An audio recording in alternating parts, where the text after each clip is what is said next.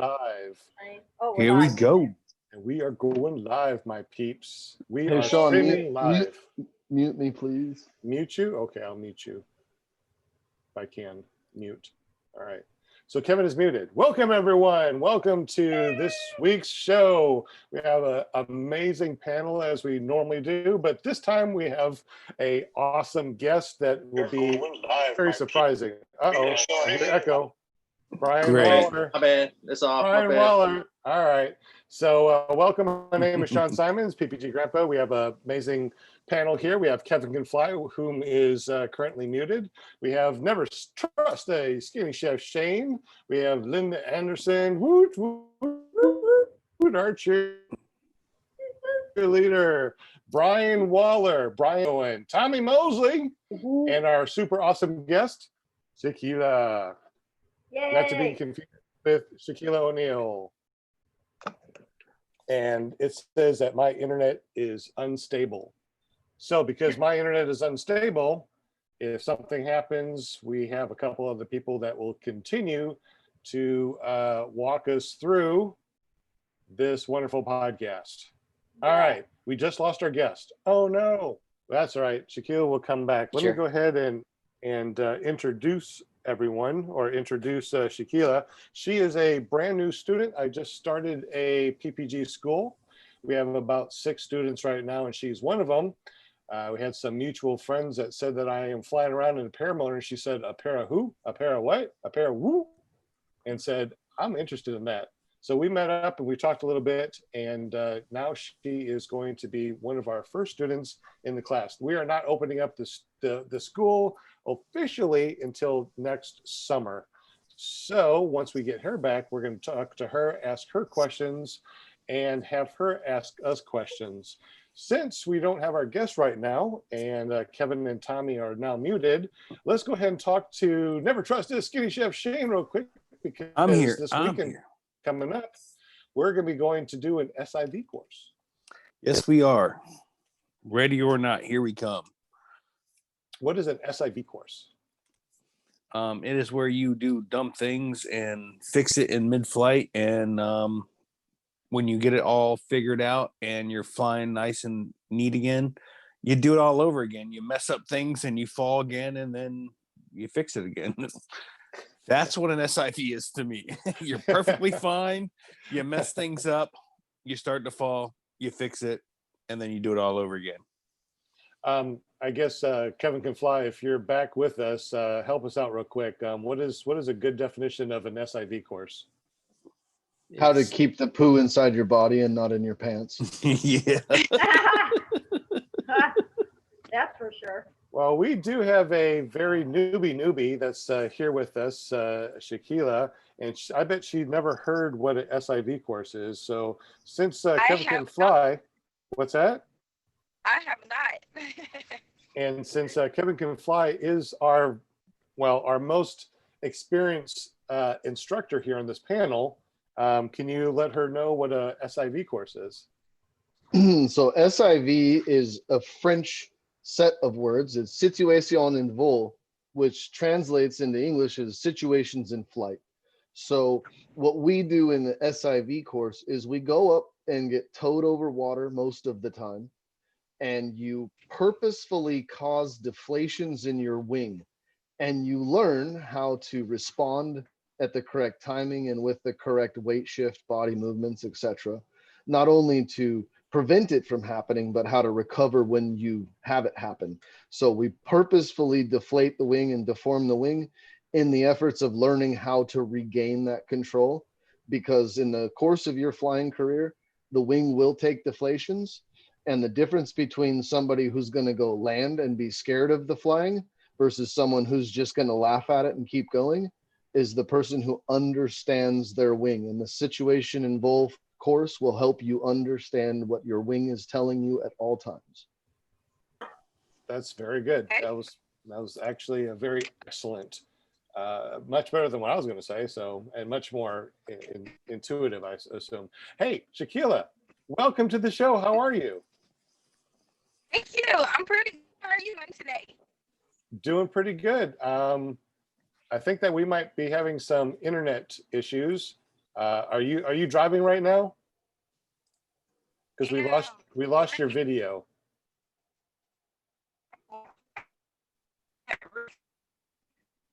So that's sometimes helping, guys. I apologize for that, and it's no big deal. Shaquille, whenever you get into better signal, just let her know. Just let us know. Pop in and stuff like that. Today, I guess we'll be talking a little bit about SIV courses and what newbies think. Also, as soon as Shaquille comes back on. Who else? Let's see. I already did a SIV course. I think Kevin Can Fly has done. Never Trust the Skinny Chef Shane has done it or is going to be doing an SIV. JP, have you ever done? No, never done one. Not yet. It's on my to-do list for sure. I think everybody should do one who flies. He has thrown a reserve before, though. I have. That's. Oh, have you? Can you yeah. tell us about that? JP's doing SATs. He really needs to get to an SIV course to be safe when he's doing stuff like that. Yeah, absolutely. I couldn't agree more. I'm not going to argue with that. So what happened real quick? What, the reserve throw? Yes, sir. Man, that was way before SATs. That was within 30 hours of flying. That was long story short, an equipment failure. And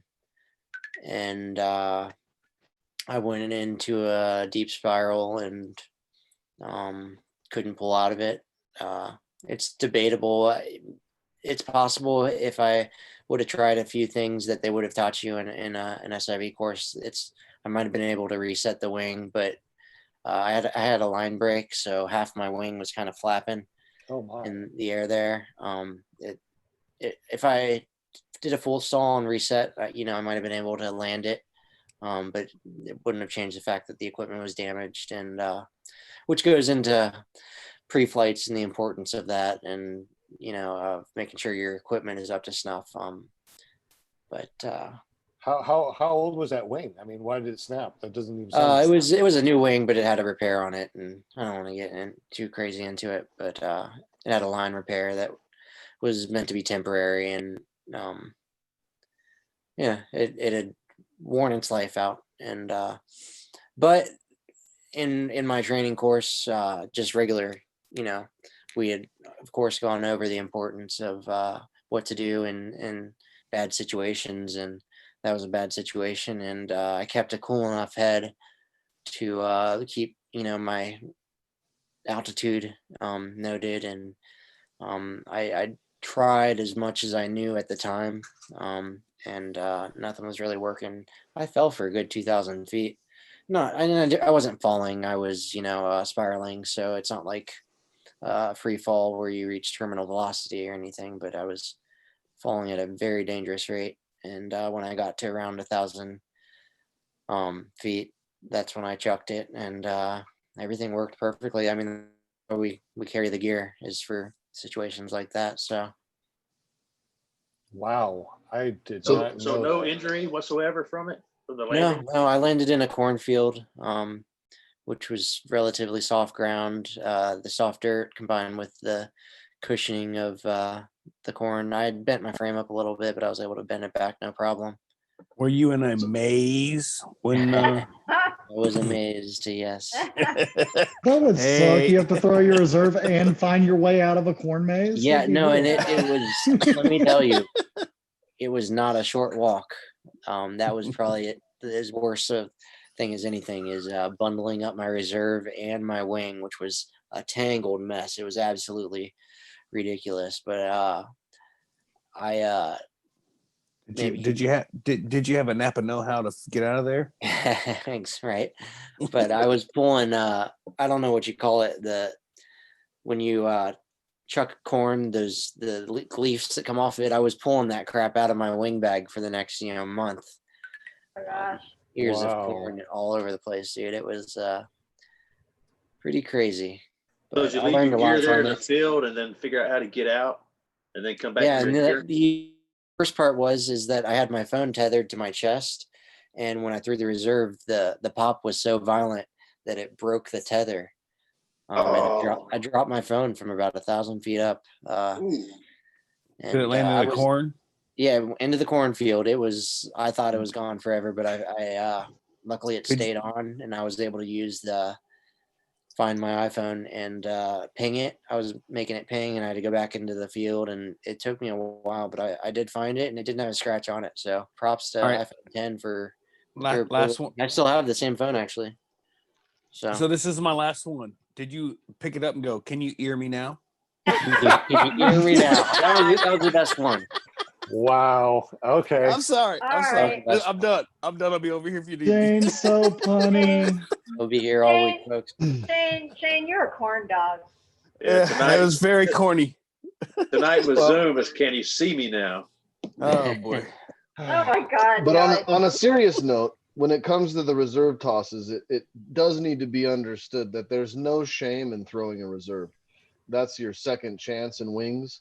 And so you should never think to yourself, oh, I don't want to be embarrassed because I'm the guy coming down on a reserve. You should always think to yourself, I just won a prize. I get to have a big trophy because I still get to go and live tomorrow. So You know, something I agree with that. something I saw somebody at the mountain do, and I think that you should do this as a prize. Every time he's pulled his reserve, he cut the closing pin off of the reserve and put a new one on, and he'd wear that around a necklace. He had 3 of them hanging around his neck. And I was Wow. like, "What's that?" He's like, "That's me saving my life. That's me keeping a cool head. That's me doing what I was supposed to." And I was Man, just so impressed with that's cool, but my first thought is those handles aren't cheap. it. Yeah, well, it's not the handle. It's just the closing pin. Closing pin on the Well, deployment bag. yeah. Well, there's some metal closing pins. They're real. They're only about Yeah. 2-3 inches. Yeah, he had that. It has the loop on the Okay. top. Those So are it was kind of really cool. cool to see him I'd wear wear it as that a around. badge of honor. Yeah, Yeah. especially if you're going to the mountain or you're hanging out with your friends. They're Yeah. like, "What's that?" I've thrown Yeah, a that's a cool reserve. story to tell, right? Yeah, yeah. So when you threw it, you said that you were only flying PPG for 3 hours? No, 30 hours. Oh, 30 hours. So you were a 30-hour pilot and that happened, then you threw it. Yeah. What? so Okay. not Wow. not fresh, but not the refined and aged pilot that I am now. You know. Oh, I oh was about to say, okay. were you Not the wearing your finely brown tuned pants? aerobatic machine that I've come to be. JP's like a bottle of boxed wine at the Walmart. He's aged on the show. Yep. Oh my God, Kevin, that's funny. All right. So I threw a reserve, but it was, at the SIV course. So it wasn't, out of distraught, and I knew what was going to happen. And actually, I didn't know what happened. So I'm really glad that I threw the reserve. And Shane and I are going to be going to do a second SIV course this weekend coming up. I'm only going to be doing 1 day on Saturday, but he's going to be doing 2 days. So on his final run, he's going to be throwing a reserve also. Since we don't have our guest up right now, I don't know where she went. She probably is trying to find better internet, so no big deal. Shane, what are you expecting to happen at the SIV course? And how do you feel about throwing the reserve at the end of your second day? All right. So what I plan to learn is what the ability of my wing is. I have I always say it wrong. It's a Nuvik Link 2. It's not, I don't say it right. Anyways, Nuvi. Yeah. See, I still can't say it. Even if you, okay, great. So anyways, it is I have had nothing but compliments on the speed of this wing. I've never had even the slightest deflation of any kind. And there's been like Tucker has done a video on, I think it's a Cougar. He did a speed bar with trims out going downwind, and he had a frontal on it. So there's a lot of dislikes for this wing. Actually, I think Leah herself is not a big fan of the brand. Myself, I get compliments all the time about how fast this A wing is and how I have trouble. People have trouble keeping up with me. I don't really know. I've only flown 2 wings, a 30 meter ozone during class, and then this Link 2. But I'm dying to find out what the capabilities of this wing is. how far Don't I say can dying. push it. Yeah, that's true. Anyways, I'm looking forward to knowing the limits of this wing. Say frontals. I do like doing the roller coaster where you throttle full up and then let off the gas immediately, and it kind of shoots the wing forward, and you kind of face down, and then you go not plummeting to earth, but you're face down and you're swinging down, and then you hit the throttle again. And I want to know how far I can do that before I end up with a frontal, or if I do get a frontal, how quickly this wing will readjust itself and inflate. So I'm Similar, super similar excited. to a whip, similar to a whip stall, right? I think that's it. You were telling me earlier today. It's what we call pitch pendulum, and you can actually get really far on the nose before it collapses, way further than you're going to be comfortable with. In Go ahead, go ahead. JP. Go ahead. say in Europe they call it piff paff. That's all I got. Huh? Piff paff. He's here all week. That's how like those friffy Europeans call it. Pitter patter. If I was European, I'd be in the bathroom. Oh my gosh. Sometimes I watch these courses where there's a ton of them, like with English and Scottish people, and paragliding seems huge over there, and I just hear them talking. It's like piff paff, and they're talking about dolphining and piff. Oh. I do like that as much as I love being 2 foot off the ground. I love to go up to 1,000 feet and do that. I don't know why, but Break, it is. let go, break and let go. Yeah, I don't even hit the brake. And that was the thing that Shawn and I were talking about earlier today. I just throttle up and let off the gas immediately, and it shoots the wing forward, and you just look straight down at the ground, and then as soon as you start swinging again, you hit the throttle again. But I've never even hit the brakes, which is something apparently.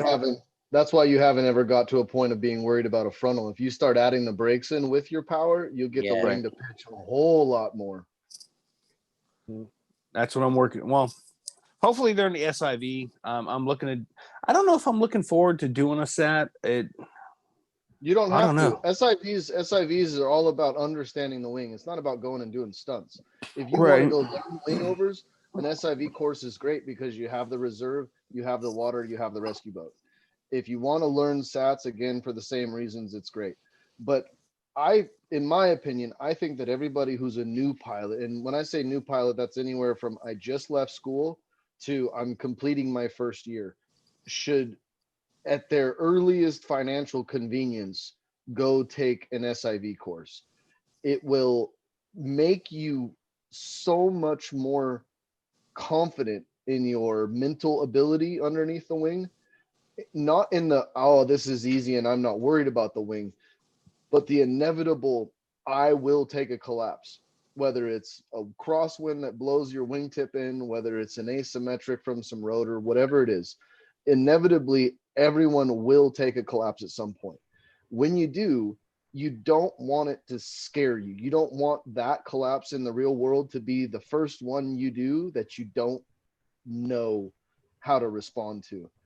And Right. when you go do those SIV courses and you purposefully do it with somebody in your ear, I've done 2 SIVs. I know Shawn's done it. When you have someone on the radio talking you through the maneuvers, you have 110% confidence doing it. When you have that happen to you in real life, you have 110% confidence that something bad is happening. It's polar opposite ends of the spectrum. So you really, really want to just quit worrying about wing overs or SATs and just get comfortable with the fact that it doesn't matter if it's left or right deflations, you can weight shift, pull, brake, and even with 40 or 50% of the wing folded up, you're still going to fly. So And I'm sorry. Go ahead.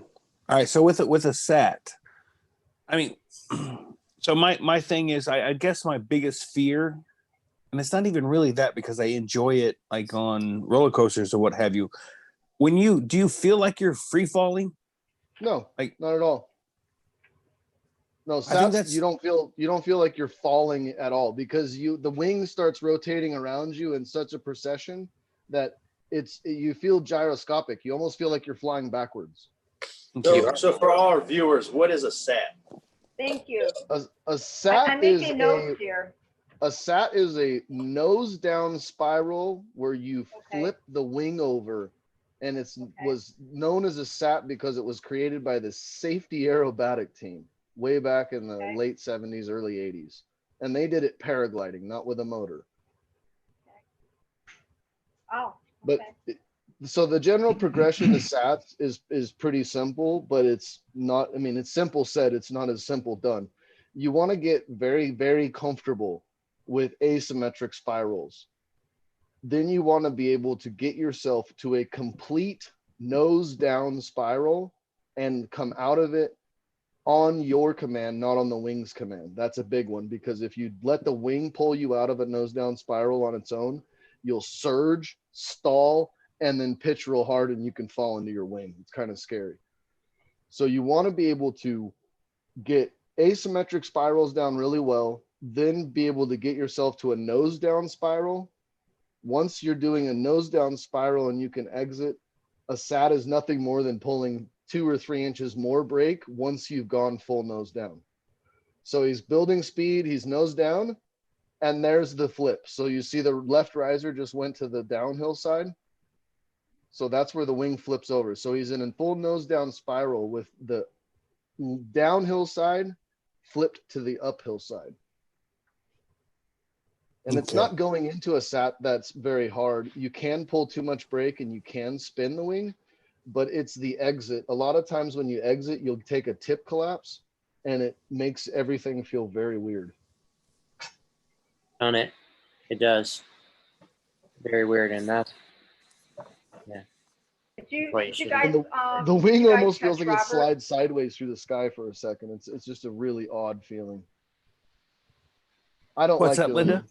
Did you guys see Robert's SIV, the video? Yes. I think I tagged all you guys. Yeah, I watched watched it. it. I watched the whole thing. It was like so totally awesome. Yeah, he don't killed it understand. too. He did a good Why- job.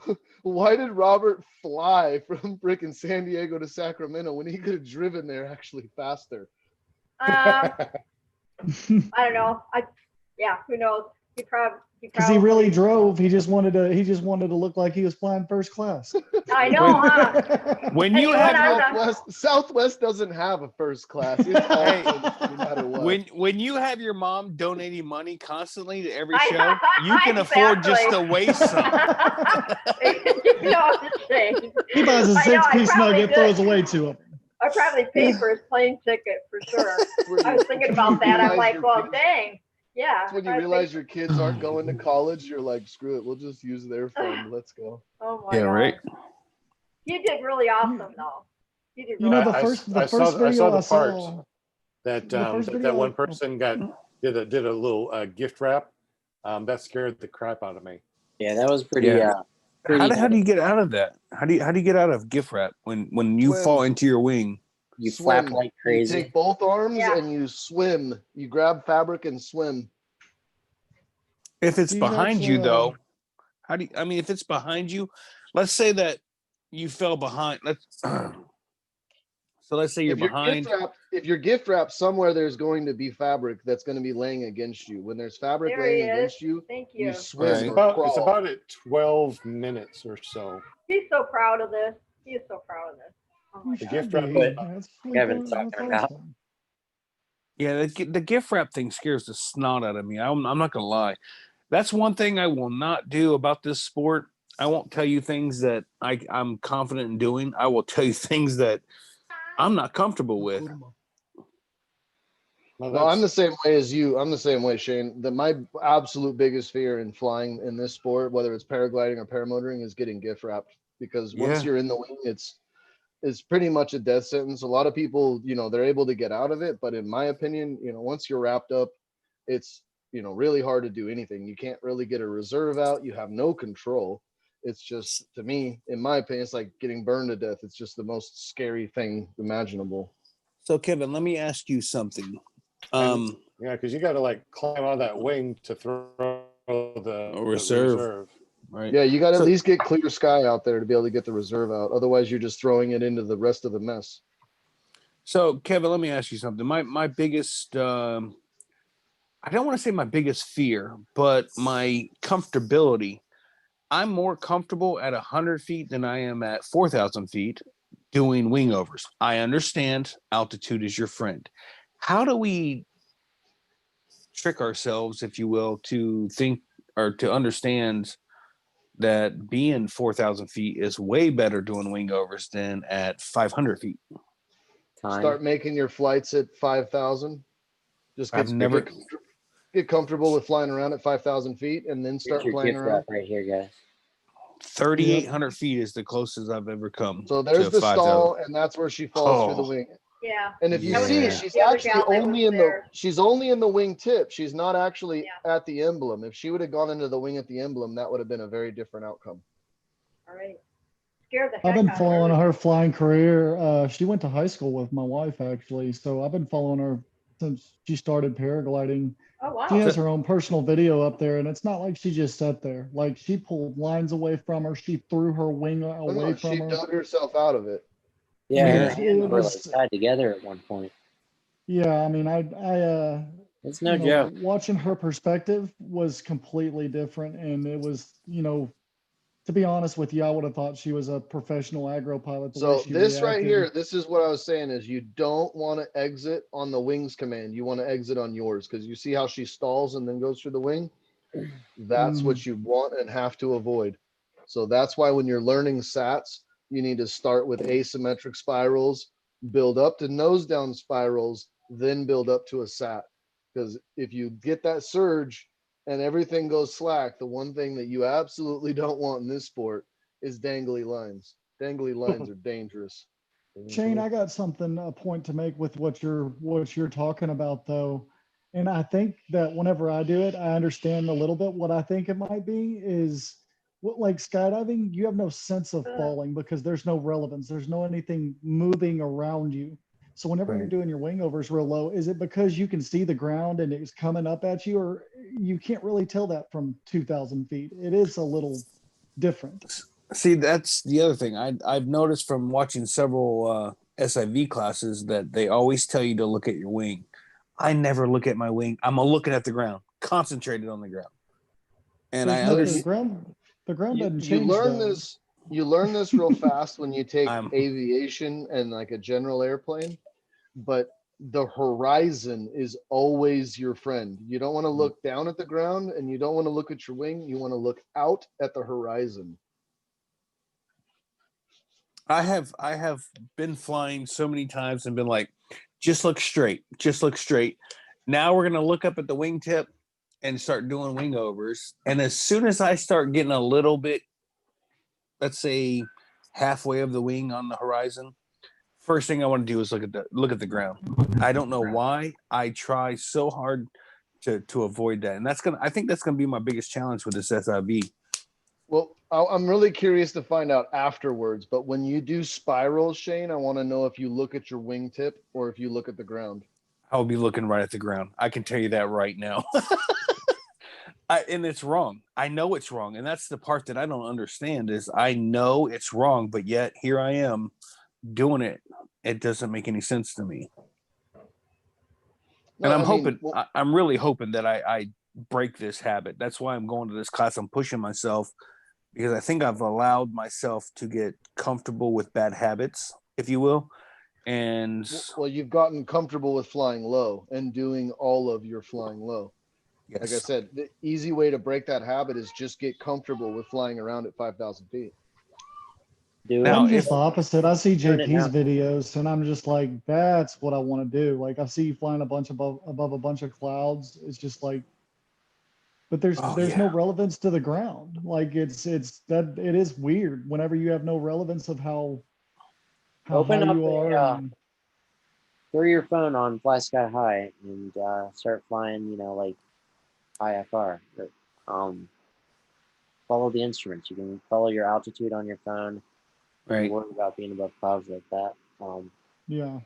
And plus, So- it's Yeah. nice to wanna have do your, it, but- your Maps app open to see where you actually are if you're drifting away from your LZ or because it can the winds at altitude can be a lot different than they are down low, and they can blow you off course pretty quick. So that is something Can be 50, mindful. 60 miles an hour above the clouds, and you don't even Yeah. realize it. I've been up to yesterday, got up to 5,500 and was sitting there just absolutely parked at 5,500, but it was Oh, yeah. glorious. Beautiful laminar air, just sitting still, looking at the ground, not moving at all. Yeah. I've been at the 3,800 feet, and I got freaked out about the whole airplane coming in behind me thing. Nah.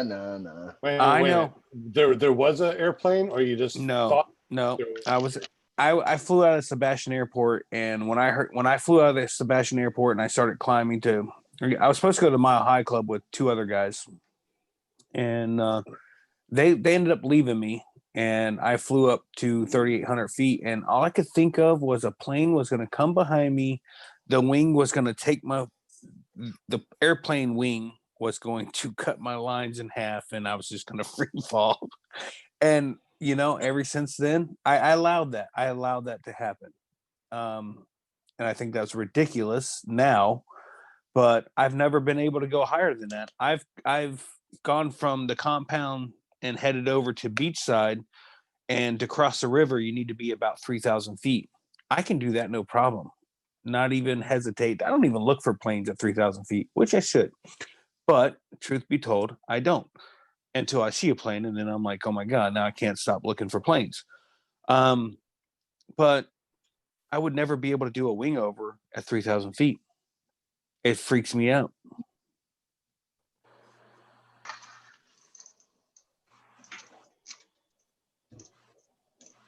See, I can do wing overs at 3,000 feet, 5,000 feet, 7,000 feet. I get all the way to the point where I'm well above my wing when I'm up at that kind of an altitude. When I'm below 1,500 feet, I do what I call 30 or 40% wing overs, or basically like a child just pendulum swinging, like a really, really big oscillation. It's not even a wing over. It's really just kind of playing is what I call it. And I've had people get upset and run out and yell at me and tell me they thought I was crashing and dying and whatever else. And it's just kind of easier when you go up to 5,000 feet. No one really sees what you're doing. When you do it at 400 or 500 feet, everyone kind of freaks out, even if it's mild. That is a weird. That's actually a weird thing about people. I've had the police randomly show up and say that they had people report that they thought I crashed. I had them show up yesterday while we were flying. Yeah. They saw us get low over town. There's this big, like 500 or 600 acres hayfield that's like smack dab in the middle of town.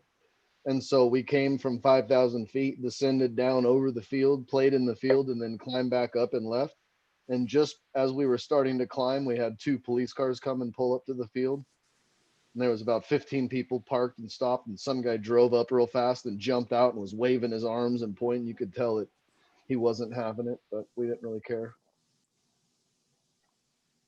Brian's like 500 what of hay bales? What you talking about, man? Now, y'all are talking about flying high. I haven't been very high either. I've been about 2,500 feet in a paramotor. That's about it. It's a little scarier up there, man. I don't know what it is. What altitude? About 2,500 feet. It's the highest I've been in a paramotor. Nice.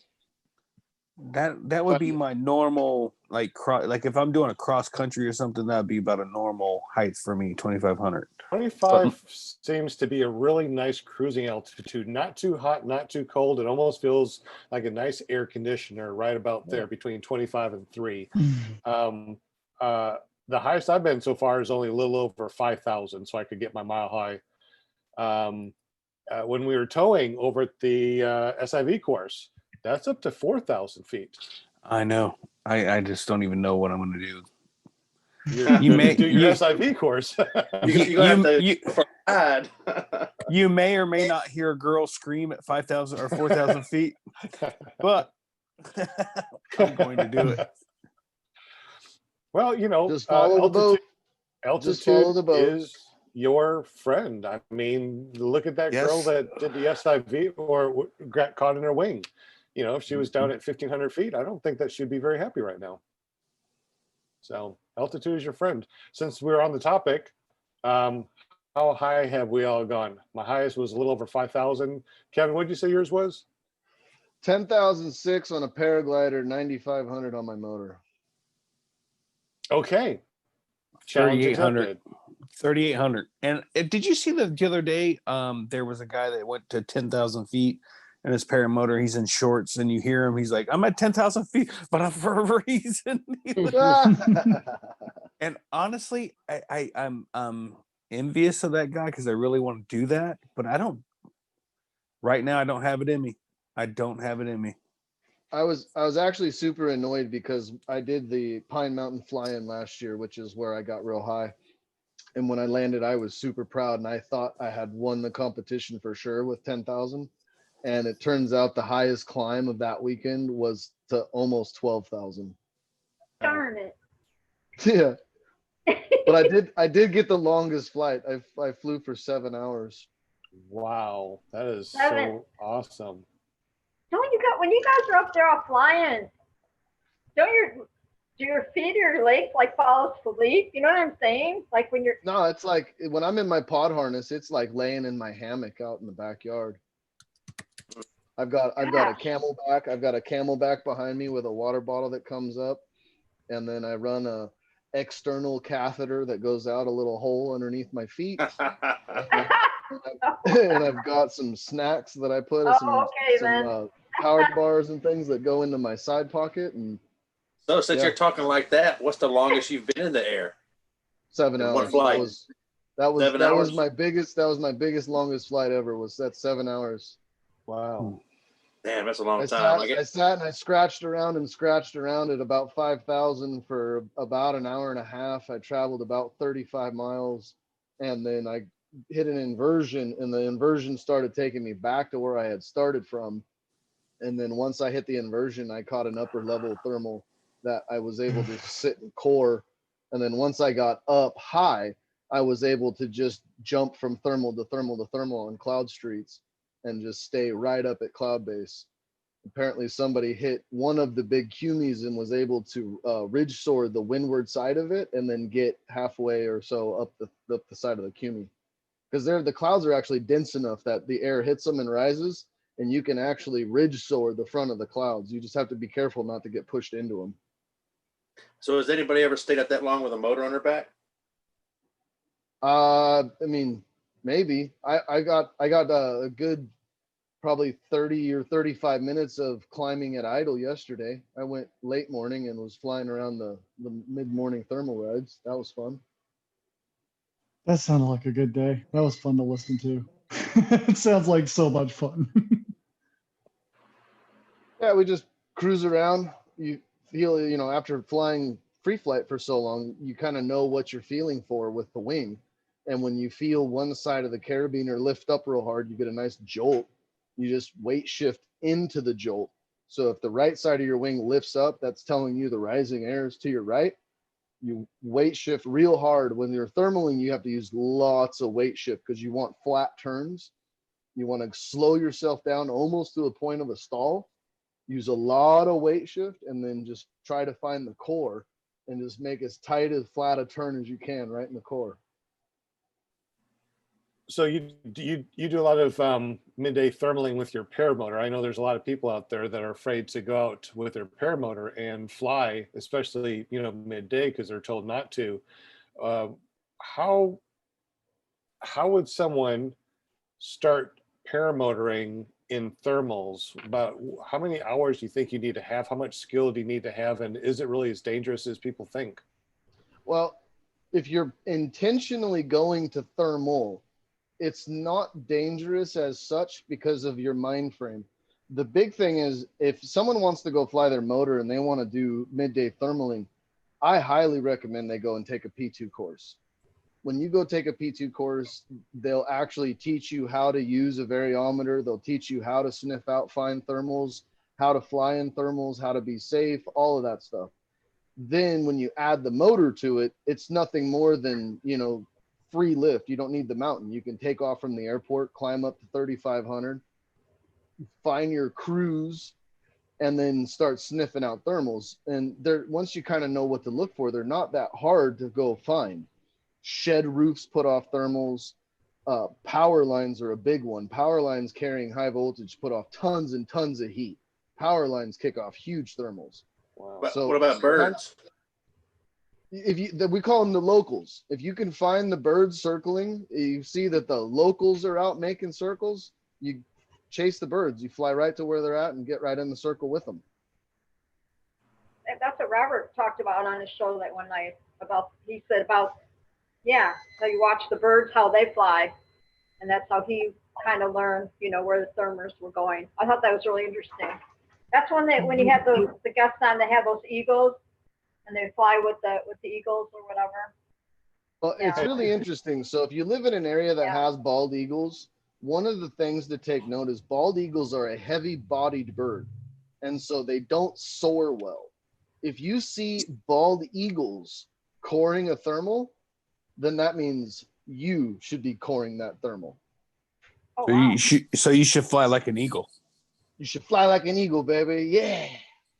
Did you see? Sweet. Did you see I'm gonna the start singing that that? song. No, I'm just kidding. I'm gonna have it Did stuck you in see my head this now. video slash picture? That's one. I think my internet's kind of junky. Did you see my video slash picture of me flying over a bald eagle? Yeah, I I saw did. Yes. That that. was a cool picture. Yeah. That's pretty cool. Yeah, that was pretty cool. I couldn't believe that he was flying there. I was like, is that a duck? Is that a duck or is that the bald eagle? Because I didn't know for sure. And it was pretty cool. Yeah, so Kyle O came and visited me this weekend on his Pacific Northwest road trip. We So went he got and- lost on and showed up at your house Yeah, well, accidentally. actually, if you guys saw my live stream, I found that Louisiana hippie barefoot in the woods and drug him the rest of the way to the beach. No, it's funny. I'm driving. I called him, and we were about the same time frame driving there from two different directions. And so, as I'm coming around the bend, I see Kyle's truck and trailer in the pullout on the side of the road. So I whip over, and as I get out and I walk over, and he tells me, he says, "Oh, my wife loves those Twilight movies." And he says, "I saw the forest over here. It looked just like the forest from the Twilight movies. So I figured I'd pull over and get some camera footage for her so she could see what it looks like." So he followed me out to the house that my family owns at the coast. And we had an afternoon of hanging out. It was too high winds to fly. We tried, and we basically hovered for a few minutes and then decided that, that was enough fun. So we waited for the morning. And when we got up first thing in the morning at the crack of day, and then went and ripped all the way from the bay up to Cascade Head. And Cascade Head is a big mountain range that separates one beach from another. It's like a 3,500 foot just finger that jets out into the ocean. So we flew up to that, climbed up to the top of it. And as we were flying up around the top of it, we had a couple bald eagles come out and start flying with us. It was pretty epic. That's super cool. He's one of our locals, so I follow a lot of his videos. I saw him on Facebook Live, and you were probably one of the gliders in the background. That's pretty cool. Yeah. No, Kyle's an awesome guy. I love talking to Kyle and hanging out with Kyle. He's a wealth of knowledge. You guys were quite the duo. Yeah. I wish I was closer. If I was in Louisiana around, some of these people around Tom or Mark or, Tucker, it would be awesome. But at the same Never time, trust a skinny chef. well, we'll get him trained up before too long. We just got to get him to stop crashing into campers and parking signs that he never saw when he was landing. Yeah, so we got Florida, Alabama, Louisiana, Arkansas, Ohio. Yep. Arizona. Yeah. I'll be- Linda's in Arizona. I was trying to think of people in the southeast, but yeah, Arizona, Oregon. I'll be in not- Ohio September 3rd through the 7th, I think it is, for the what is it, Dave Pruden? What is it? Dave Puden flying. I'll be there. Yeah. One of the only fly-ins that's actually still going to happen this year. I know, that's why I'm driving 1,000+ miles to get there. Don't complain like you didn't want to go anyway. I would have flown there if I could. I mean, on a Delta. So that's one thing I'm actually thinking about trying to do this next year is a supported trip from the West Coast to the East Coast, because I live in Portland.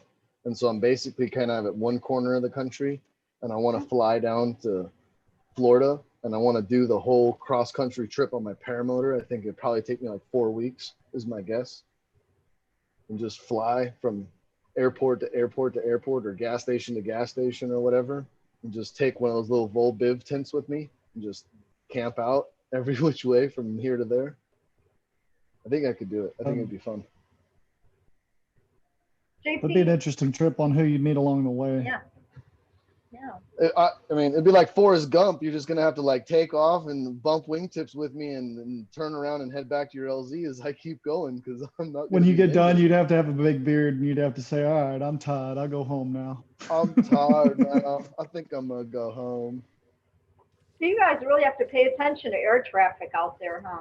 Because lately it seems like we're seeing more like, you know, the airplanes and the hot air balloons out there. That's something else I didn't understand. I see more air traffic at 2,500 feet than I ever did at 4,000, 5,000. Like I see more planes at me or below me than I do anything when I'm at that altitude. Wow. We also fly a lot of fields, so there's a lot of agriculture planes and small Cessnas and stuff like that. But At the compound in Palm Bay, you have a lot of the FIT students, which are student pilots, and they fly right around 2,000. So when you're at 2,500 and one scoots underneath you, you're like, oh, that's just not comfortable at all. Like, no kidding. so you should go to Yeah. 4,000 and feel nice and safe. dude, it's only a matter of time. It really is. When I go cross country and I cross the river and I'm sitting at 3,000 feet, it doesn't bother me at all. I'm over the river. I see the boats. I even see little dolphins and turtles and stuff swimming along. None of that bothers me, but I don't know what it is. I don't know. I'm being honest. I'm new. All right. I've only been flying since November. I have a ton of freaking takeoffs and landings, and it just, I don't know what it is. I'm more comfortable at 5 feet off the ground doing 40 miles an hour than and if that motor ever dies, whew, that's gonna hurt, because these little legs, they can't run that fast, just so you know.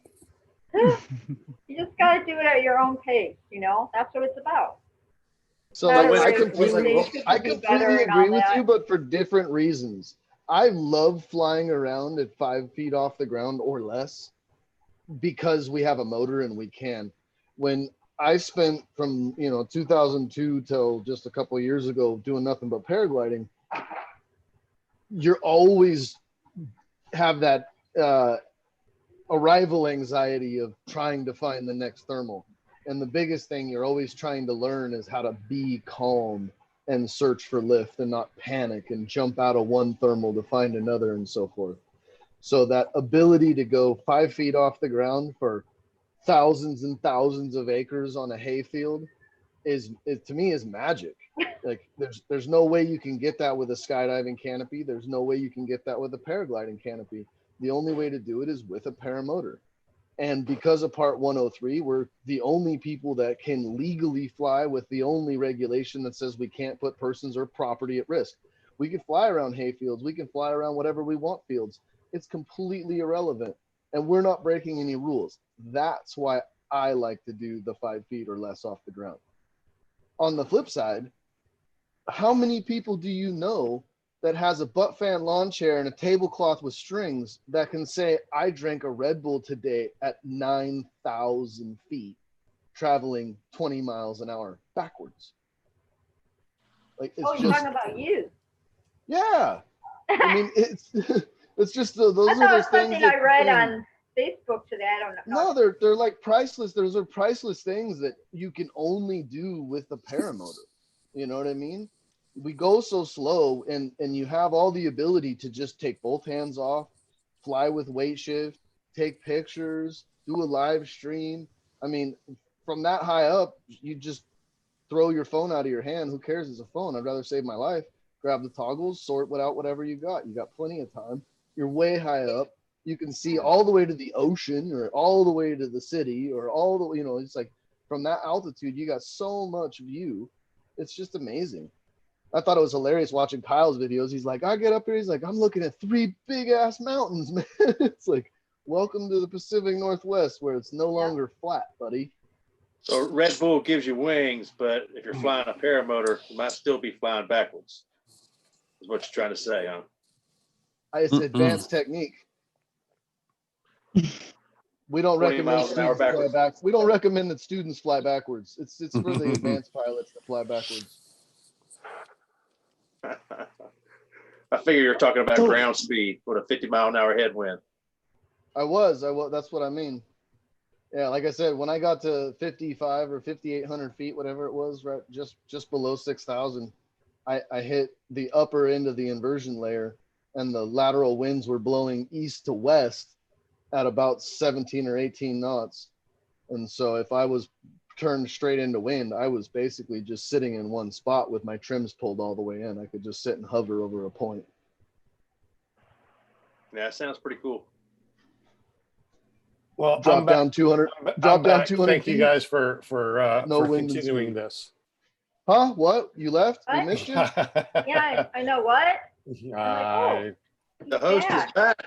I'm back. Sorry, I need a new router. I think my router is going out. It just keeps on rebooting every once in a while. So thank you guys for continuing. Did I miss anything? Sure. Yeah, the guest came back. We interviewed her, and she's already gone. Oh, darn. Oh, well, we'll just kind of hang No, out. we have. Hey, I always have questions, you know, when I hear people on Facebook, because I watch all the videos and stuff, when they're talking about, am I hearing this right? And they say like stalls. What is that? I was doing some stalls today. A stall is when the wing no longer has aerodynamic session forward and it then starts to drop vertical. Linda, the only way that wing can stay open is if it's moving forward. The only holes in the wing are in the very front. So if you slow it down to where no wind's going into it, it collapses. It's a way to Is that what a reset your stall wing. is when the wing collapses? Yeah. Oh, Yes. okay. Okay. So Because basically what your son was doing in those videos, he was pulling the brakes. There's no wind going into those holes in the front and it collapses. And then he You did can it and he had, go ahead. You can actually do a fun stall where the wing stays completely inflated, but you just descend literally vertical, and it's known as going parachutage. And the way to get out of that, stalls is not the a way to good get out thing of that then. is with A tweaking is what they call it. So you reach up and you grab your risers and then you kind of tweak them. You don't want it like almost like doing a frontal collapse, but you don't pull it hard enough to collapse the wing. You just tweak your A's and it'll dive. The wing will dive and you'll get forward speed again. So stalls Oh, is not yeah. really a good thing. That What's slows you JP down. doing? No, stalls are an Stalls excellent are a thing. good thing. Yeah. So if you watch, like if Um, you watch the video, I'm trying to remember which one. Might have been Robert's video actually. When he does a stall, the right wingtip goes in and cravats, and he reaches up and he grabs his stabila line and he does correctly what you're supposed to do to clear the cravat. But then the instructor says, "Don't worry about that cravat. That's 'cause we're just Robert. gonna do it." That was Robert's Yeah, that's latest what I said. video. He Right. says, "Don't worry about it. We're just going to do another stall again." And he goes right back into another stall. The wing sits and flops, and the wingtips come out. And then when it surges forward, Bob's your uncle, no more cravat. So you can He use actually a stall stated, to clear your wing if you have problems. A stall is not a bad thing as long as you do it on purpose. If you're stalling your wing on accident, that means you're doing something very wrong. Oh, A wow. stall's a reset button is what it more than anything. If you find yourself in trouble, it's the way to reset everything and start over.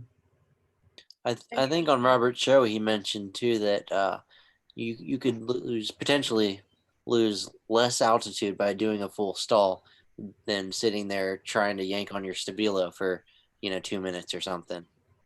But you avoid going into a spiral. So if you automatically pull brake and go into a stall, you can go into a backfly because you're using your brake lines to fly. Your brakes become your A's when you go into a backfly. when you try to pull your stabila line, you're no longer controlling the wing at the brake, but you're actually pulling the cravat out.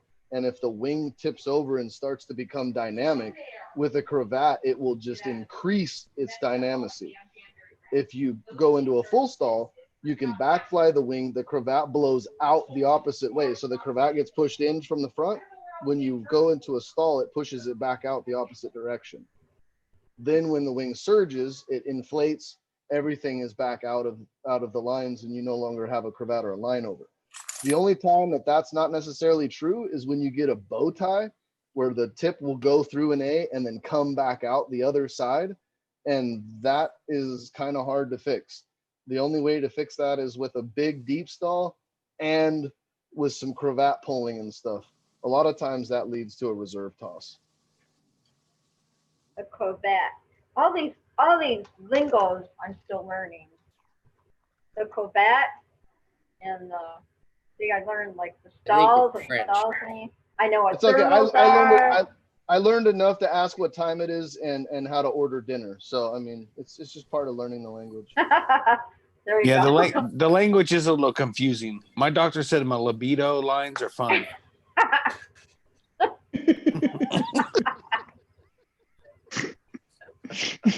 Wow. Great. Now we have to hear about his man checkup. Jeez. Somebody has to figure it out. I had a great man checkup today. Well, we all know that, even though we're old, if we're flying paramotors, we can still get it up. Oh, Lord. Whoa. Linda, where's the doggy Where's the treats? bank? Get the I know. Who bacon let out. the dogs out? Who let the dogs out? All What right. is it? How many guys can say they have a bald eagle between their legs? Look at that background. Yep. Where is it? Right there. No. There. I I'm sorry. tell. I'm in rare form tonight. Oh man. Yeah. Yeah, that was My pretty bad. cool. So some of the cool things. I mean, here we are at pretty much at the end of our show. So we'll be cruising into the after show here as I'm speaking. It was very interesting to be able to see a bald eagle and to see it, just fly underneath you, because before you paramotor, when you look up, you see the top of the trees, you see birds flying. But when you're paramotor, you look down, you see birds flying tops of trees and even airplanes, as I have seen. What are some of the weird things or things that, most people that's never flown a paramotor or anything, what are some of the things that you all seen that most people don't get to see because we are flying a paramotor? Bigfoot. Other than Bigfoot. We also, Naked sunbathers. what's It really that? surprises me how many people cut their grass in cool patterns. I've seen Yeah. a few yards where it's just like, whoa, that's a cool pattern. And that actually the field I took the collapse in, it was right across the field that had like this amazing pattern mowed into this 5-acre lot. And that's how I remember where my helmet was, because I left my helmet there. I think I was one like, of the cool "Where things that blows is-" me away is seeing some of the houses that are tucked yeah. away in places you don't normally see from your general drive. There are Yeah. some wonderful McMansions, and not even McMansions, but just wonderful properties. Some 10, 15-acre properties with some horses, and just everything's manicured. And Horses? just, Somebody said horses?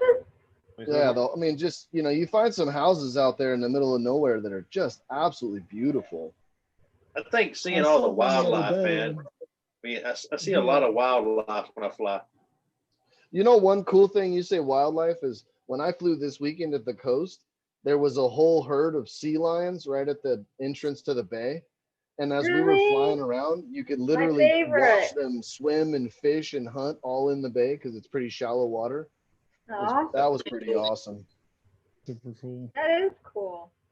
That You ever day see we those were whales? guys- Yeah, really, yeah. whales.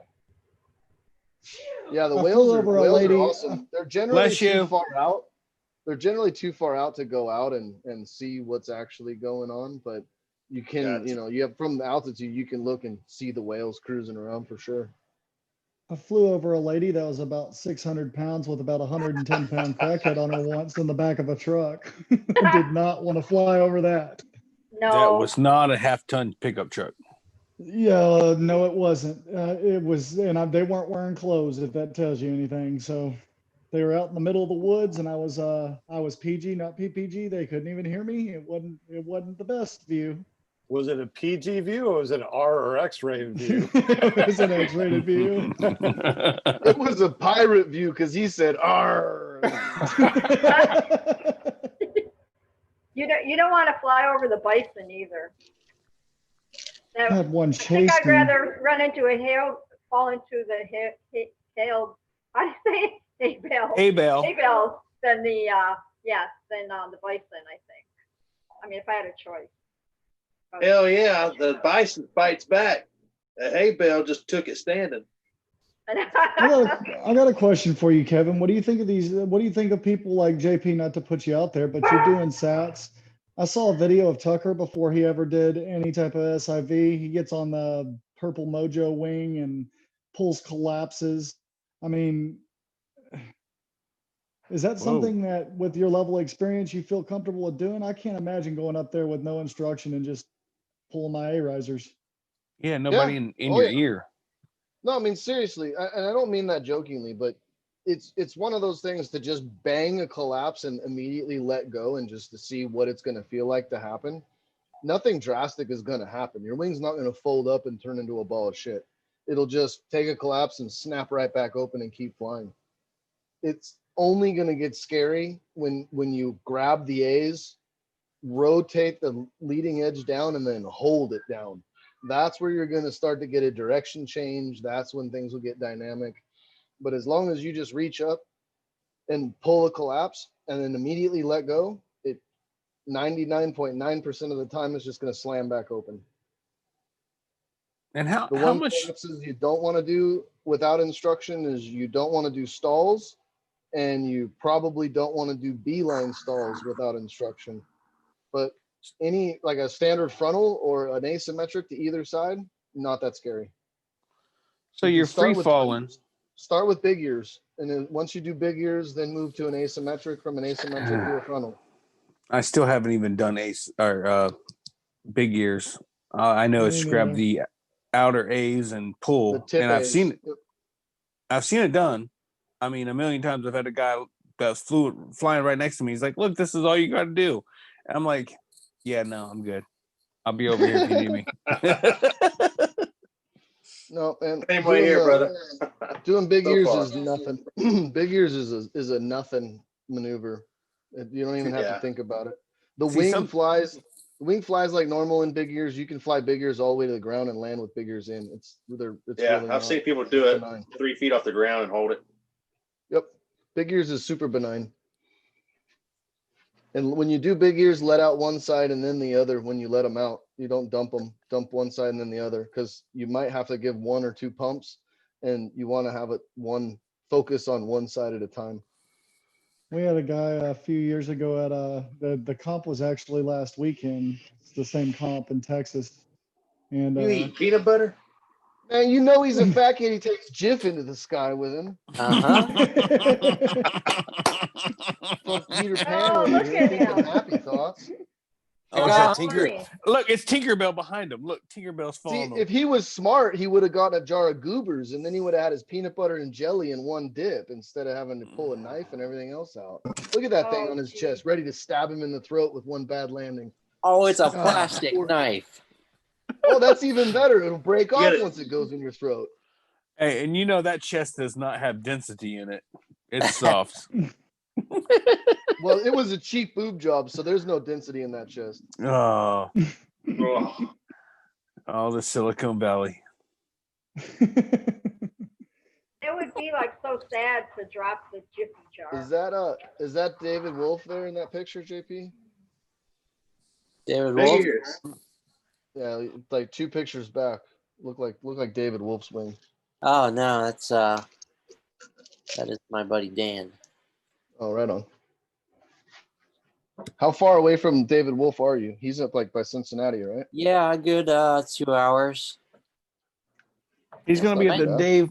He'll be at the fly-in September. Yeah, He he said he'll be there. he works with my instructor sometimes. Yeah, Shane, I saw you chatting with Shawn about that fly-in. That's going to be what, September 4th time frame? Yeah, that's it's September 4th to the 7th. What are you Gotcha. talking about? What happened? I just got back in. Well, In geez. Ohio, right? Don't worry, you're not Dave invited. Purden flying. You're not Oh, invited. the flying. Okay. I'm Who's just this guy Sean, and why is he involved in this? I mean, I don't know. I know, he kind of keeps showing up, you know, like, and then he goes away and then he comes back and His face is froze on it. His face is froze on a really, guys. Oh, there he is. He came back. Never mind. mine's been doing that too. hey, there's two guys in one wheel. Yeah, that's Naveed and I forget the other guy's name. It's crazy hair. Yep. That's pretty funny. And For this is some an reason, aviator. I'm pretty sure I was there for this. Were you? Yeah, they were there in November for the Tucker Guy giveaway class. Yeah. And I met those guys. Oops, that's me. Uh-oh. That's me. They My actually internet graduated came from back the on. class and got an aviator medal.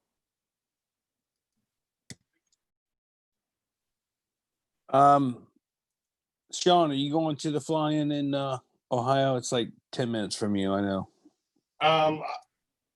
What? What? Ohio. Yeah, Ohio. I thought we were going to go to the flying over in. I think I'm on two of these things. Wasn't there a fly-in in Kentucky, like in September? Is that what you were talking about? It's on the Kentucky and Ohio border, the river there.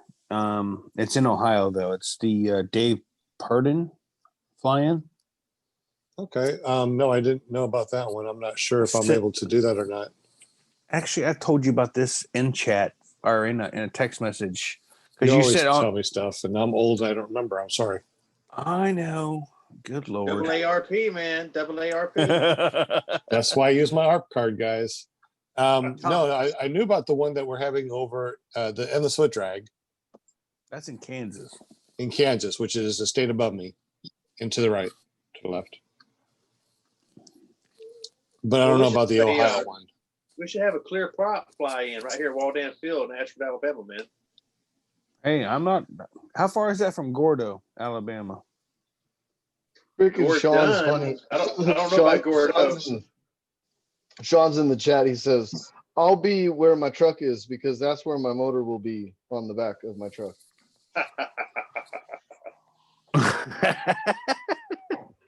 That makes sense. I'll Yeah, be. the Dave Purden flying. All you Midwestern yokels will be out there, not me. That's my wife's birthday. She'll kill me if I go. Sean, do you want to tell everybody in the room here the what do you call that, the coincidence between birthdays and anniversaries? Oh, I know. That's so There- crazy. I saw There's that. a lot of there's a lot of coincidences and anniversaries and stuff. My dad's birthday is June 10th, which is my birthday. Let's see, my brother Tom, and well, let's see. Okay, my dad Tom, I have a brother Tommy Jr. He married a Wendy. My mom's name is Wendy. My anniversary is September 1st. My which anniversary is September 1st. My wife's birthday just came and went August 13th. My birthday is August 13th. And apparently we found out we were brothers and didn't even know that. Yes, same That's so cool. same I'm dad, I'm just the prettier Same. one. The same Say- orphanage and everything. same dad, just different brothers. There you go. Well, happy belated birthday. Thank you. Do you know why orphans don't play baseball? Wow. Oh God. Because they can never find home. Oh, man. You just made me sad. And on that bombshell, Made me sad and laugh at the same time. Thanks. Oh, poor Tommy. Ah, He's Yeah, like, they yeah, I get- know. my Oh, bad. look at that I food. That apologize. looks delish. The room number and password is in the chat. So if you guys want to join us on the after party, come on in. Go to Zoom, Yeah. Zoom, Zoom, Come on, Zoom. Sean. Zoomy. Sean, we're ready to talk about the fly-in, how you're going to be there with your motor, and we're actually going to fly this time. You're not going to spend 72 hours per day kiting your wing. No. Hey, Sean won the kiting contest, if I remember correctly, down at Palm Bay. The dude can kite a wing all day long. He literally will look for the roughest, rotary, crappiest air and will be effortless at it. But I've never seen a dude fly. He should be the most amazing pilot ever. If you can kite the way he can kite, you should be able to fly amazingly. I've never. he's scared. Not this, He's scared of heights. He's No. scared of heights. So he just kites a lot. That's all. he should The just motor, do 5 the foot. motor's just for show. This way nobody questions it. But he's just afraid of heights. No, he's a really good. I really impressed with his kiting skills. I really am. Oh, He's- there he's- he Well, is. guys, He's I'll let Sean take my place because I gotta get to dinner now. I got all which this Sean? lovely Me, food Sean? sitting here. Sean Sean? Nafzger. What's up, Sean y'all? Nafzger, our He- long haired. With the He's moat. got his mask on his head, not his face. He's not really sure about social distancing, but we'll give him credit for it anyway. He was one of the That's one, my one of the ass first hat. people. He's one of the first people that I subscribed to way back in the day. So is it he's got corona or cornrows? It's Oh, Corona Rose. Oh, Corona roll. corona rolls. Corona rolls. I tend to call it jealousy. It's all right. John. I am mad at you, man. It's okay. It takes skill to have elegant hair like I have. I love your hair, Sean. Brother Ask- Sean, what's ask- going on, man? Ask Chris I love Holbert. He'll Sean. tell you all about it. He'll be like, "Yep, yeah, you know what? It's a lot of work." I'm Did keeping you that ever make it 1990s higher than Zach Morris 5,100 going feet, hard. Sean? Yeah, yeah. Because I haven't There you seen go. a video of it, so Yeah. if I don't see a video, it must not be true. Well, I got Uh-oh. the one of 5,164 64. feet. Yeah, I got higher than that, but I didn't have my camera with me. I don't always carry my camera. Every flight I don't record Sure. because I want to. Well, I actually want to absorb what's going on and I not don't be always- worrying about footage and where I'm looking, where I'm not looking. I want to be focused on flying. You know, Right. I don't always carry my brush either. So What? good Well, point. you don't need one, man. well, that's What are it. you gonna do with a comb, Vern? You don't even have any hair. What if my lines get tangled? I can Well, brush them out. It's always handy to have a little bit of wax on hand, anyhow. You I know, heard that. You don't even know. Carnauba wax, little beeswax, Turtle little resin wax. wax. What kind of wax are we talking about? all the above. Earwax. You know, you never know. Earwax. Earwax. No, Just put your turtle finger wax. in your Turtle ear. wax is only on date night, right? But yeah, see, this is the funny thing, okay? I didn't see Shane until the last day of Palm Bay flying. I was there the whole freaking week. Mm-hmm. And he's like, "Oh, I didn't see you fly." And I'm like, "Well, of course not, because I was exhausted from a week of flying and kiting and helping people with, you know, if they wanted to learn something, hey, get it out. You know, let's see what you got. My daughter turned 21 the same week. We got an Airbnb in St. Augustine, and I flew in the morning to St. Augustine, and I got up to like 8 feet and could not see Palm Bay from there, from 2.5 hours away. And I can hear your sniffles. I can hear them. yeah, it was bad, dude. I wanted to be there so bad. Oh, Powerful. and It's very powerful. every flying after that's been canceled. It's just they've all been canceled. Yeah. Now you see why I was like, you know what? I'm gonna make all of Palm Bay. I'm gonna be there. Well, Yeah. I'm gonna make all of So- Ohio. Got news for you. I'm leaving here Wednesday afternoon after work. I'll be on the road about 6 o'clock in the morning. I'll be in Ohio at 8:30, 9 o'clock.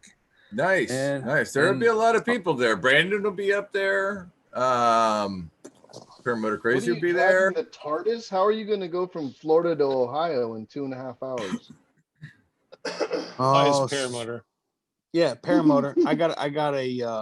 I put nitrous on it. It's all good. So he's got a skinny chef. They're gonna have a big All right, field guys. where they allow campers and whatnot, run generators, that kind of thing. I'll see you guys next week. All right, you Kevin. out of here later, Kevin. Yeah. Thank you. So the fly-in in Ohio, they do not have power they have water, but it's a hose at the end of the runway, is what I've been told. So with that said, I'm showing up with a generator. I'm showing up with ability to haul water and heat water for showers. I got a fountain pump. I've already made this whole. Actually, thought about making a video on this. I've taken a 150 quart cooler.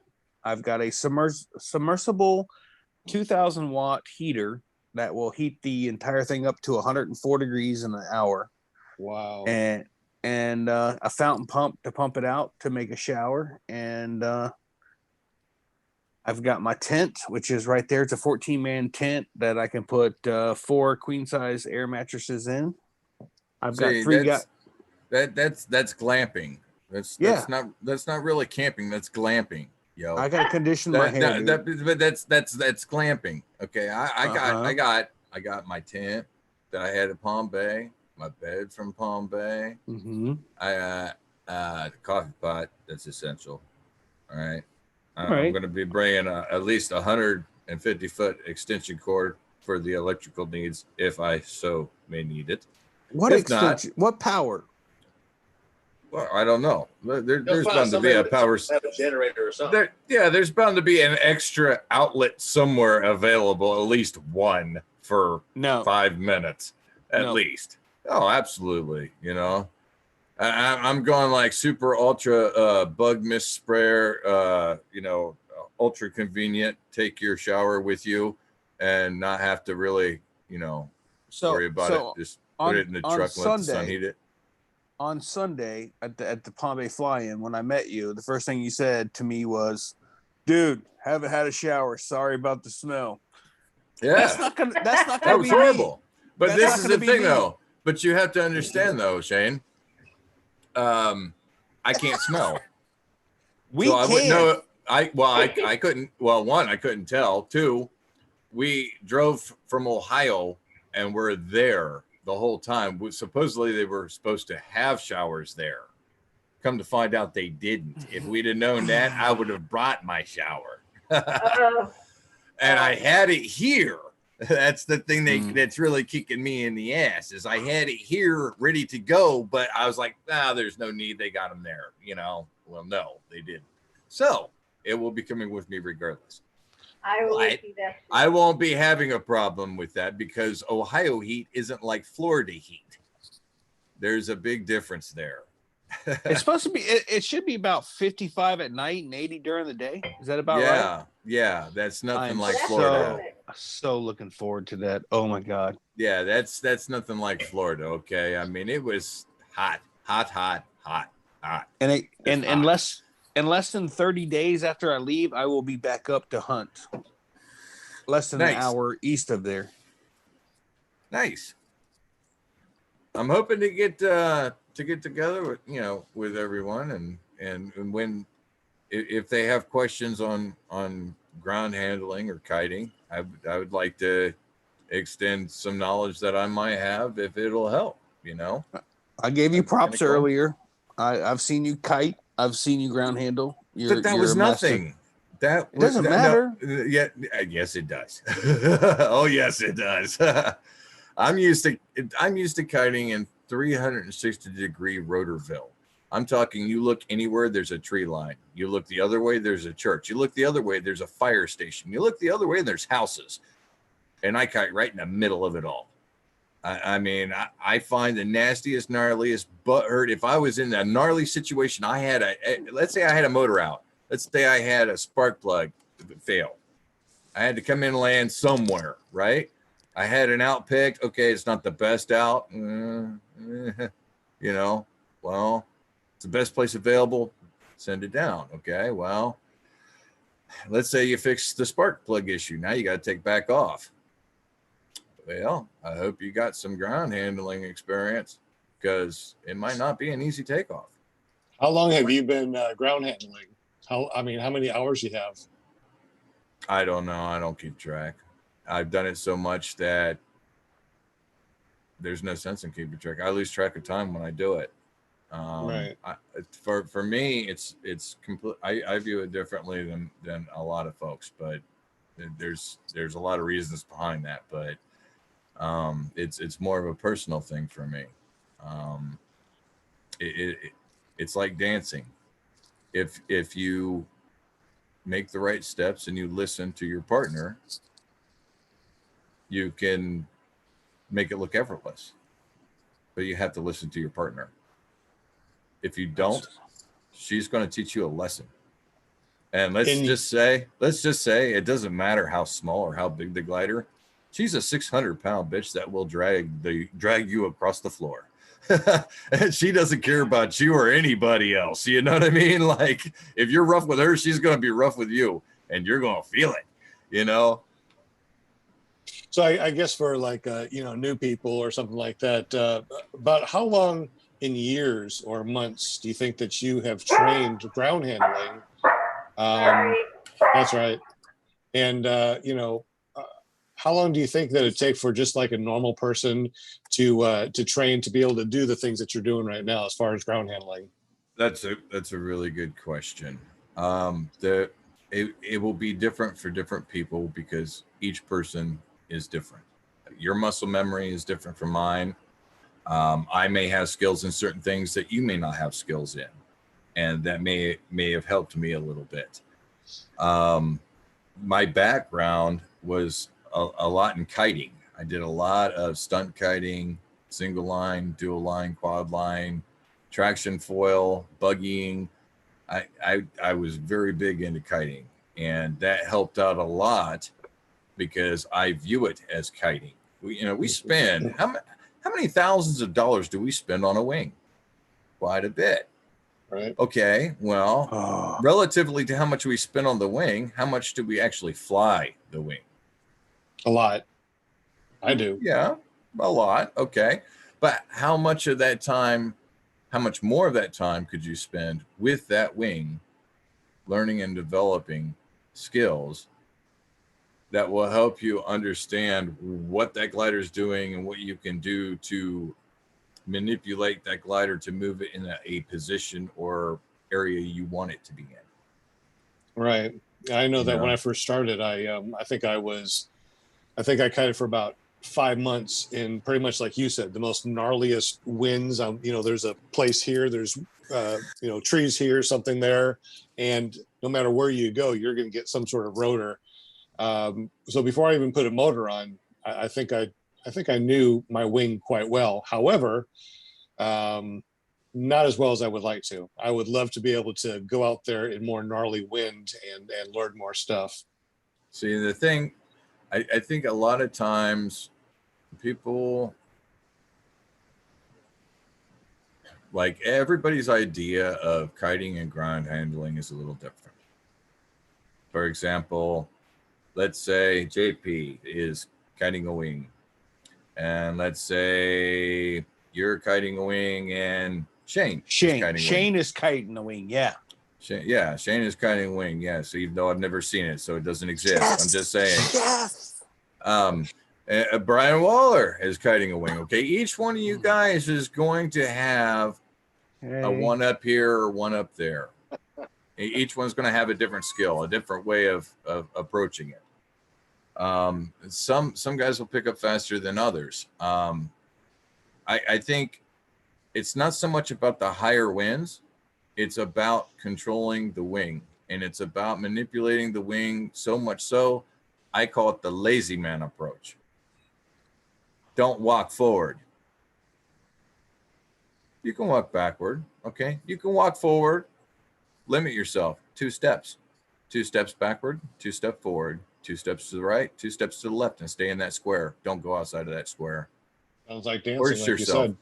Force yourself to listen to that glider, because that glider will tell you everything you need to know. It's your windsock. It's your everything.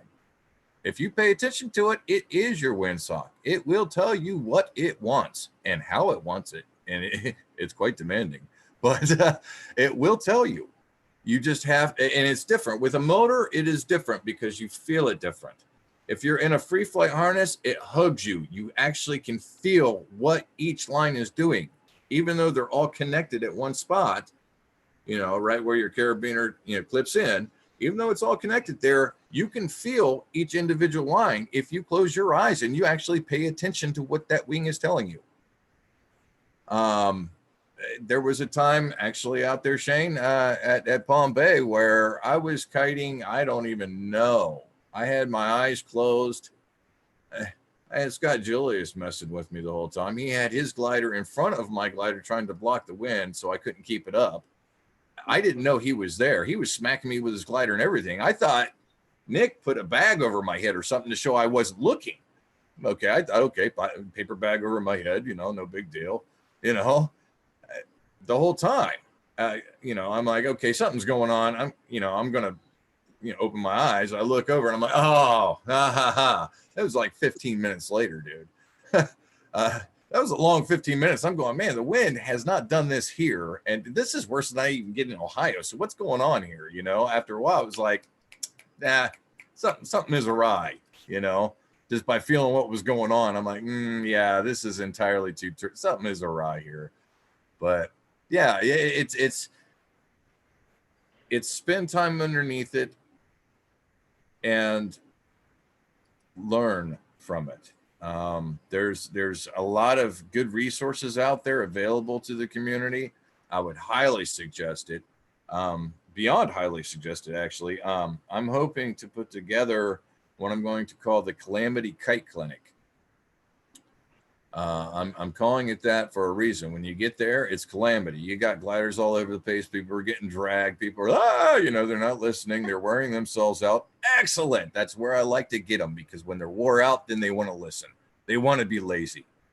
They want to not have to move so much because they've been walking all day long and walking forward when they didn't even have to. All they had to do is just listen to the wing. You know, if the wing's staying up, just relax, man. Feel it. You know, if it's pitching backwards a little bit, that's all right. Step backwards a step. Feel what it's doing. When it starts shooting forward a little bit, coming towards you, let's say if you're facing the glider and it's coming towards you, walk forward a couple steps. Give it a little break. Let it come down a little bit. Pitch control, yo. You know, it's you're kiting the wing. You're learning how to step with it, how to dance with it. That's what I'm going to say. You're doing the dance. Yeah. Yeah, it really is. It's like drumming. It's like what you ever watch a drummer. Okay. It's always this, right? It's a dance. 1, 2, 3, 4. 1, 2, 3, 4. 1, 2, 3, 4. 1, 2, 3, 4. It's a dance. If you do the dance just like that, you do the drum beat. It's no different than with the glider. The only difference is the wind. How long you been flying for? 3 years. Okay. Yeah. 3 years, Palm Bay, as a matter of fact. That was when I was doing the training with Kyle. Now, do you would you say that Kyle gave you an extra benefit because he's such a wind guy, a turbulence guy, if you will, a rotor? Would you say that he's influenced you in that, or you come up on this on your own? That's a good question, because all of them are. Well, I mean, like Kyle's very knowledgeable about, you know, like the conditions, meteorology.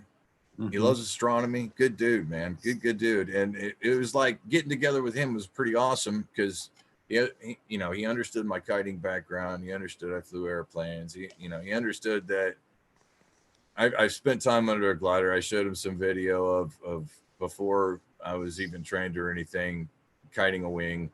you know, like, hey, check this out, dude. Here, check this out, dude. You know, here, check this out. This is where I'm at. This is what I'm doing. You know, you see anything? You know, can I do anything differently? You know?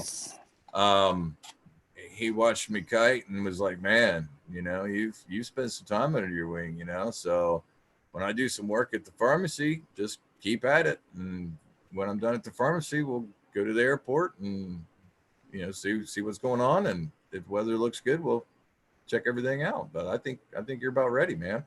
So it was pretty much I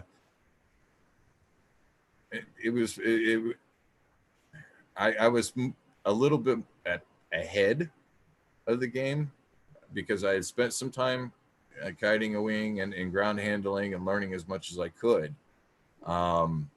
There is an app called the Ground Handling Challenge, which I would highly suggest anyone and everyone to download and to start at the very beginning and work their way all the way through it. That's one of the things that our instructor had us do to check that out. That will help you become more proficient. I will not say that it's 100% proficient because everything changes, you know. Conditions change, weather changes, wings change, people change, you know, everything evolves, you know. But that is a useful tool to get competency under your glider to understand the concepts that I'm talking about. And what is it? And what is it called? And where do you find it? Ground Handling Challenge. Yeah, I believe it's groundhandlingchallenge.net or .com, one of those two. I'm not sure. I can't remember off the top of my head. I have it on my phone, so that way, you know, NFC, bing, you know, you got it. So for me, my challenge to myself for kiting wise is I watched Lauren Michaels. He took off with his paramotor and he does a 360 with his wing above his head and then takes off. To me, that is the greatest. Even if it's no wind, how do you do that? Well, that's a good question. I had done everything but the 360 out of the Ground Handling Challenge. And the only reason why I haven't done the 360 is one, I don't have an acro wing. One, it requires an acro wing. Is that what it is? Okay. Two, it does require wind. You're not going to just be doing it no wind. It's so no if you're going, it's not. Okay, so even with wind, if you got a 4 mile an hour wind and you go against the wind, you've got to double your wing speed to keep that wing above your head. Well, a lot of it would depend. It would depend on the environment around. 2, the trees. 3, the conditions. 4, are you on a hill? Are you not on a hill? No, you know, he's at Avon Park. It's flat. I never saw it. I don't, you know, I mean, I'm sure it's possible. I'm sure out there somewhere somebody's done things that you shouldn't do. I mean, I did, but JP, are you still in here? Yeah, he's sitting right there. He's got his leg kicked up. He's in the clouds, man. Showing off his knee tan. No, what I'm looking for is I can't do it without being on my phone. It's in Instagram. I think it's adrenaline. Oh, what is this? If I lose you guys, I'll be right back. Hold on. Well, I mean, don't worry. I mean, I'm sure he's a skilled pilot. He knows what he's doing if he's doing that kind of stuff. I mean, no doubt about it. Oh, where's it at? Let's see. Hold on. Da. But as far as kiting 360s, though, it does require some wind because you have to keep the glider up. If the glider touches the ground, it doesn't count. Right. I mean, it's okay. So it's a let's see here. Hold on here.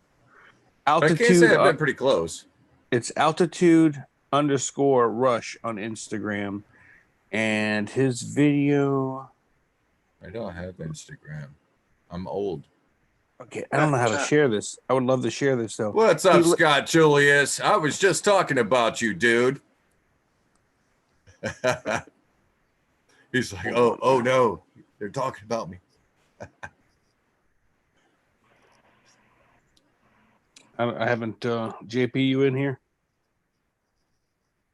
Yeah, he's relaxing. JP, you He's caught me. waving at you. He's too far away to hit the mute button, I believe. Come on, man, put that stuff away now. You know, I got something cool from Robert. It kind of breaks my heart to have to show it, but Wait, what? I got to. Yeah. Oh, look, he's on the air all of a sudden. Huh? Hey, JP, do you have Instagram? I do have Insta. Wait, which one's that? Come on, dude. Is that the one with the pictures? Yeah. I am on the Instagram. So Yep. there, JP's Lauren on Michaels is altitude_rush. And he does a 360 takeoff with his paramotor. And I'm trying to get you to screen share it, but I have to look it up. What is it called? Let's see. I mean, granted, it's pretty cool, but there's not going to be very many people that are going to be doing it or doing it often. You know what I mean? I wish that we had really good laminar. What are we Close your watching eyes, now? Linda. Wow. What are we watching now? What do you subscribe to there, JP? That's what I was Good wondering. Lord. Wish we had some really good laminar wind so we can do that ground handling challenge. Looks like I need to get me some Instagram. Jeez. Share. I've got it to where I can share, but I don't know where to. Just tell me which video it is. I'm already sharing it. Yeah. If you guys are listening to this podcast right now and you want to see what JP is showing us, just go to clearproptv.com and check it out anytime you want. Yeah. Okay, so let's see, JP. If you go down to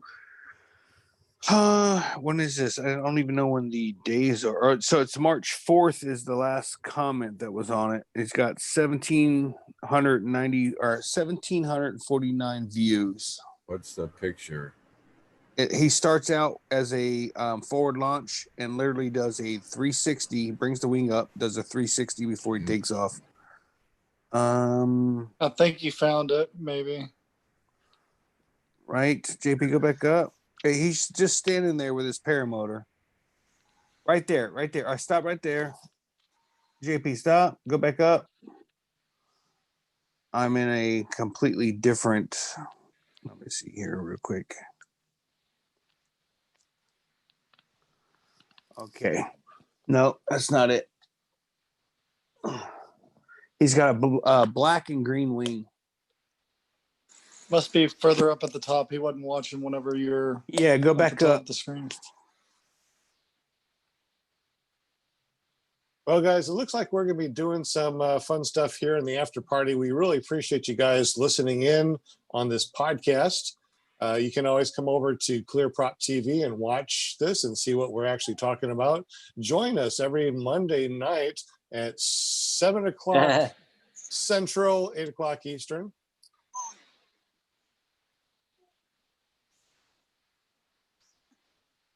JP's up.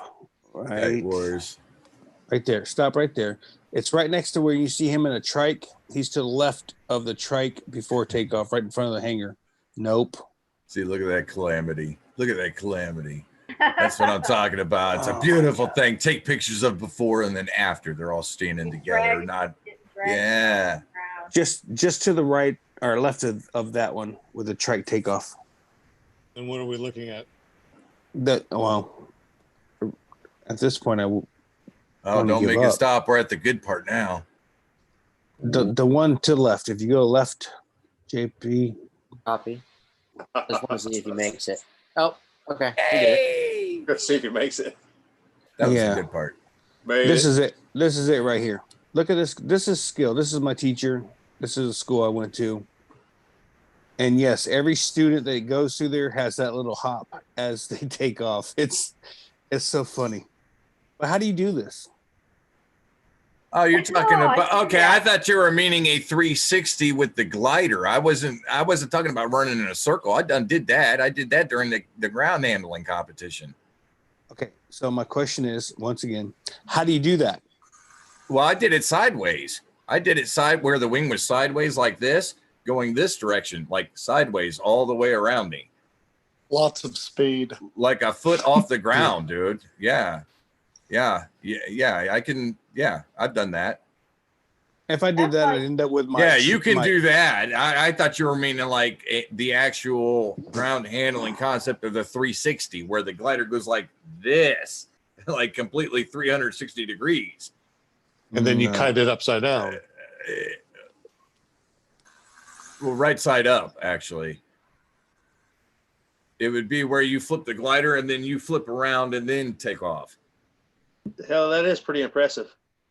No, dude. But I I get running 360 degrees in a circle. Yes, I could. Yes, done that. Well, Been there you're gonna have to several show times. me that. You're gonna have to show me that because I've done that kiting. Well, great. You're gonna do it in Ohio. Well, if I'm going to do it, you're going to do it too. Well, I will be right behind you. Go Going. make it like horse. Yeah, I'll I do don't it one care. time and then I'll sit back and watch you and Circle. eat an entire bag of potato chips and cheer you on. Like, yeah, you're doing great. Now, JP, if you go up a little higher, you'll see him doing like infinity tumbles and stuff with his paramotor on. It's crazy. Yeah. See, I'm not interested in doing all that. Nothing. Yeah, me neither. You know, Not on purpose. yeah. Not on purpose. If I'm wanting to get slapped around and just beat the crap out of it, I'd just give me a fat girlfriend or something. I'm just saying. I mean, I'd be afraid doing the infinities with the motor on that the G's would be too high and you could snap a line. that looks like a Pegasus. Is that a Pegasus? Or you accidentally hit a throttle at a wrong time. Yeah, that's a Pegasus. He's I think it's a Gin Carve actually. I got his Gin Vantage. Is that anything like the Gin Carve?